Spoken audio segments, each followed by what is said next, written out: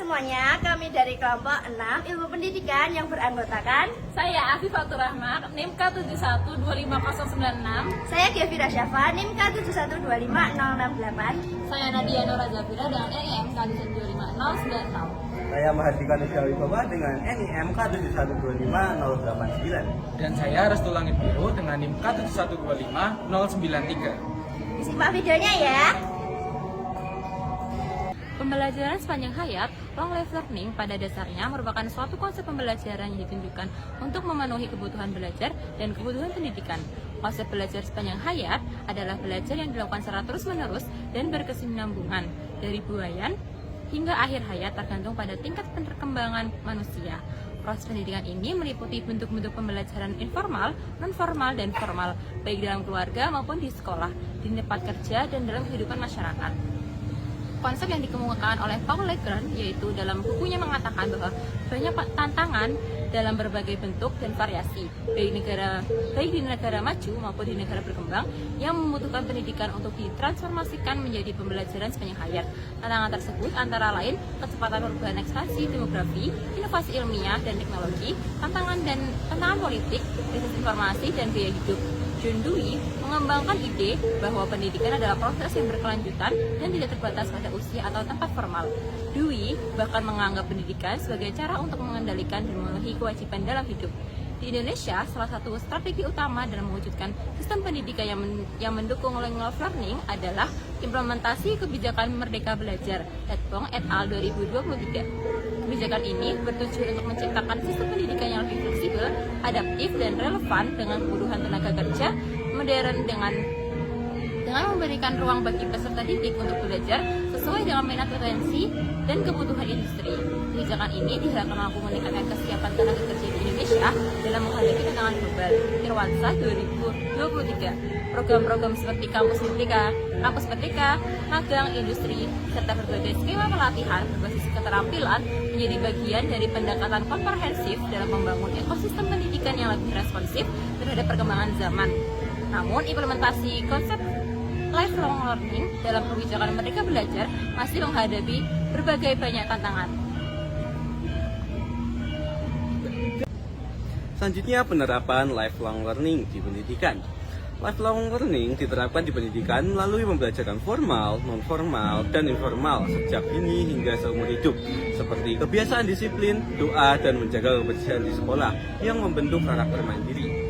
Ekstrakurikuler seperti olahraga, klub, dan kegiatan sosial melatih kerjasama serta etos kerja. Sementara kebijakan Merdeka Belajar di Indonesia memungkinkan siswa belajar fleksibel sesuai minat dan kebutuhan industri melalui kampus Merdeka serta magang. Guru berperan sebagai fasilitator yang memotivasi belajar mandiri, didukung keluarga dan lingkungan untuk menciptakan budaya belajar berkelanjutan. Yang selanjutnya adalah tantangan penerapan. Yang pertama adalah keterbatasan akses dan infrastruktur. Karena tidak semua masyarakat memiliki akses internet stabil, perangkat teknologi, atau fasilitas belajar mandiri. Dan juga ketimpangan antara wilayah perkotaan dan pedesaan membuat kesempatan belajar tidak merata. Lalu yang kedua adalah rendahnya motivasi belajar mandiri. Karena banyak orang belum terbiasa belajar tanpa struktur formal seperti sekolah. Dan kesibukan bekerja serta berkurangnya budaya membaca mengurangi konsistensi belajar jangka panjang sulit dipertahankan. Lalu yang ketiga adalah beban ekonomi. Hal ini dikarenakan kursus, pelatihan, sertifikasi, dan perangkat digital membutuhkan biaya yang tidak sedikit. Dan juga prioritas ekonomi rumah tangga sering menggeser keinginan untuk mengikuti program belajar tambahan. Lalu yang nomor 4 adalah kesenjangan kompetensi teknologi. Hal ini dikarenakan pendidikan seumur hidup saat ini sangat bergantung pada teknologi. Dan juga masyarakat usia dewasa dan lanjut sering mengalami kesulitan dalam menggunakan aplikasi pembelajaran platform daring. Lalu yang nomor 5 adalah kurangnya dukungan kebijakan. Hal ini dikarenakan tidak semua negara atau institusi memiliki kebijakan yang kuat untuk memfasilitasi pendidikan yang berkelanjutan. Dan juga program pelatihan pemerintah masih terbatas, tidak merata atau tidak sesuai dengan kebutuhan kerja. Lalu yang nomor 6 adalah budaya dan paradigma belajar yang masih tradisional. Hal ini dikarenakan sebagian masyarakat masih memandang belajar hanya untuk anak-anak atau usia sekolah. Dan juga ada anggapan bahwa setelah bekerja atau menikah, belajar menjadi kurang penting. Lalu tantangan yang nomor 7 adalah tantangan waktu atau time management. Hal ini dikarenakan pekerjaan, keluarga, dan tanggung jawab sosial sering membuat individu tidak memiliki waktu rutin untuk belajar. Dan juga belajar jangka panjang membutuhkan manajemen waktu yang baik, yang tidak semua orang bisa melakukannya. Lalu yang nomor 8 adalah relevansi materi pembelajaran. Hal ini dikarenakan program pelatihan kadang tidak sesuai dengan kebutuhan industri saat ini, dan juga perubahan dunia kerja yang cepat menuntut pembaruan kurikulum yang berkelanjutan. Lalu untuk tantangan yang nomor 9 adalah kurangnya pengakuan kompetensi nonformal. Hal ini dikarenakan banyak pembelajaran seumur hidup dilakukan secara informal, seperti kursus, webinar, dan pelatihan online. Dan juga tidak semua lembaga atau perusahaan mengakui sertifikat tersebut sehingga mengurangi motivasi untuk belajar. Lalu untuk tantangan yang terakhir adalah tantangan psikologis. Hal ini dikarenakan rasa minder, takut gagal, atau merasa sudah terlambat untuk belajar, membuat sebagian orang enggan mengikuti pembelajaran baru, dan juga tekanan sosial maupun usia bisa mempengaruhi kepercayaan diri.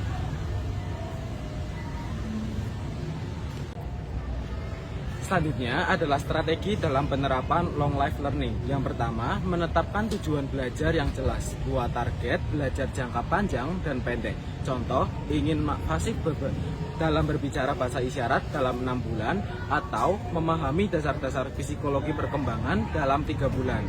Yang kedua, membangun kebiasaan belajar harian. Sediakan waktu 15 hingga 30 menit untuk setiap hari untuk belajar. Konsisten lebih penting daripada durasi panjang sekali duduk. Lalu yang ketiga, memanfaatkan teknologi. Gunakan platform online seperti YouTube, Ruang Guru, atau e-book. Yang keempat, belajar dari pengalaman dan lingkungan, tidak hanya dari buku. Pengalaman sosial, kegiatan organisasi, serta interaksi dengan orang baru termasuk proses belajar. Lalu yang terakhir, mengikuti komunitas atau kegiatan baru, mengikuti UKM, komunitas belajar, atau kelas kecil. Selanjutnya peran guru, siswa, dan lingkungan dalam penerapan pendidikan dan long life learning. Peran guru. Guru berperan sebagai fasilitator dan motivator yang membimbing siswa untuk belajar secara aktif dan mandiri. Guru menggunakan metode yang kreatif, memberikan dorongan belajar, serta menjadi teladan dalam menunjukkan bahwa pendidikan adalah proses seumur hidup. Guru juga bertanggung jawab dalam mengembangkan kesadaran kritis pada siswa agar mereka mampu menghadapi tantangan era digital dengan bijaksana. Selanjutnya peran siswa. Siswa berperan sebagai pembelajaran yang aktif yang terus mencari pengetahuan, beradaptasi dengan perubahan, dan mengembangkan kemampuan berpikir kritis. Mereka harus mandiri, reflektif, dan memiliki kemauan untuk belajar di dalam maupun di luar sekolah. Selanjutnya peran lingkungan. Lingkungan baik keluarga, sekolah, masyarakat, maupun lingkungan digital memberikan dukungan fasilitas dan kesempatan belajar yang berkelanjutan. Lingkungan yang positif menumbuhkan budaya belajar dan membantu siswa terus berkembang sepanjang hayat. 2, 3. Itu tadi penjelasan dari kami. Terima kasih sudah menonton presentasi kami. Bye. Salam doa aja. Assalamualaikum warahmatullahi wabarakatuh.